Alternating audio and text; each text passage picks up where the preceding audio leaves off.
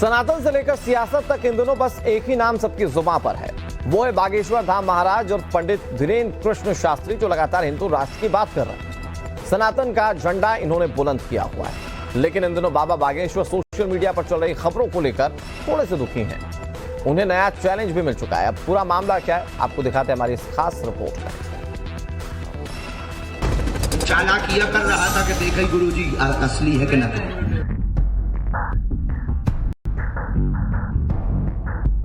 संतान के लिए आए,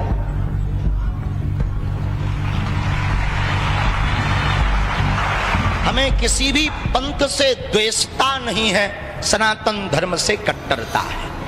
हिंदू राष्ट्र के नए पोस्टर बॉय और बागेश्वर धाम में उनका ये दरबार लगातार चर्चा में है। आप लोगों से एक ही प्रार्थना, भूल है सबसे होती है।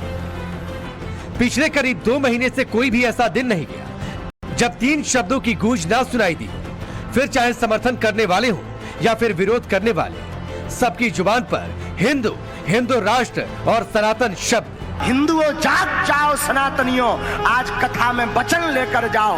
मर जाएंगे पर अपने धर्म के अलावा किसी जगह नहीं झुकेंगे, नहीं झुकेंगे, नहीं झुकेंगे। और इसकी शुरुआत की पंडित धीरेन्द्र शास्त्री ने, जो सनातन की आवाज पिछले कई सालों से बुलंद कर रहे हैं। सुभाष चंद्र बोस जी के जन्मोत्सव पर उनका एक नारा था, तुम मुझे खून दो मैं तुम्हें, लेकिन हमने आज एक नया नारा बनाया है भारत के इतिहास में, तुम मेरा साथ दो हम हिंदू राष्ट्र बनाएंगे। जिस हिंदू राष्ट्र की बात कर बागेश्वर बाबा लाइमलाइट में आ गए, उस पर सियासत भी शुरू हो गई। हालांकि पहले हिंदू राष्ट्र की बात को लेकर राजनीतिक पार्टियों को लगता था कहीं ये पॉलिटिकली बैकफायर न कर जाए, मगर अचानक बागेश्वर सरकार ने इसे हवा दी तो पंडित धीरेन्द्र शास्त्री को विवादों में घसीटा गया और यहीं से शुरू हो गई हिंदू राष्ट्र की मांग। हमने कहा अगर हिंदुओं को एक करने की बात अगर भड़काऊ बयान है तो ये होते रहना चाहिए। अब आप सनातन धर्म में आ रही है, कैसा लग रहा है? हम इस धर्म में आए, हम हिंदू धर्म में, बहुत अच्छा लग रहा है। अब जिसे देखो वही हिंदू राष्ट्र का जिक्र कर रहा है। सड़क से लेकर मंचों तक और धर्म गुरुओं से लेकर नेता तक हर कोई हिंदू राष्ट्र की बात कर रहा है। बस में फ्री हम हिंदू में जुड़ने। सिया राम मैं सब जग जानी, करो प्रणाम जोर जुग पानी।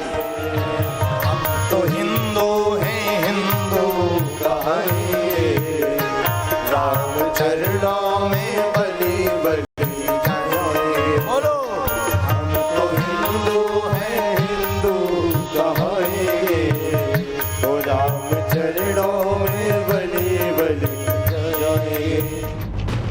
हिंदू राष्ट्र की बात करने वाले बाबा बागेश्वर के साथ साथ उनके भाई शालिग्राम भी इन दिनों सोशल मीडिया पर चर्चा में है। लेकिन शालिग्राम के साथ विवाद मारपीट का है। सोशल मीडिया पर भाई शालिग्राम के साथ बागेश्वर सरकार का नाम घसीटे जाने से पंडित धीरेन्द्र शास्त्री के तेवर शायद कुछ नरम पड़ गए हैं। अपनी व्यथा को उन्होंने कुछ इस तरह से अपने शब्दों में बयां किया। अभी अभी सोशल मीडिया के द्वारा शालिग्राम जी का एक विषय हमारे संज्ञान में आया है। देखो, हम गलत के साथ नहीं हैं। कानून निष्पक्षता और पारदर्शिता की गहराई से इसकी जांच करें। हम कतई गलत के साथ नहीं हैं और हर विषय को हमसे ना जोड़ा जाए। हम अपने मार्ग में सनातन हिंदुत्व और श्री बागेश्वर बालाजी की सेवा में अनवरत लगे हुए हैं, इसलिए कृपा करके हर विषय को हमसे ना जोड़ा जाए। इस देश में संविधान है और जो करेगा सो भरेगा। हम सत्य के साथ। जब भाई की चर्चा हुई तो स्वाभाविक है अब चर्चा बाबा बागेश्वर के गांव घर की भी हो रही है, परिवार की भी हो रही है, उनके माता पिता की भी बात हो रही है। तो हम आपको लेकर चलते हैं मध्य प्रदेश के छतरपुर के गढ़ा गांव। यही वो घर है जहां बाबा बागेश्वर के माता पिता रहते हैं। मीडिया रिपोर्ट के मुताबिक गांव के लोग कहते हैं कि बागेश्वर सरकार जब कभी कथा करने जाते हैं उससे पहले अपने इस घर में जरूर आते हैं। कथा में जाने से पहले बागेश्वर सरकार अपने माता पिता का आशीर्वाद लेने आते हैं, उसके बाद वो कथा करने के लिए जाते हैं।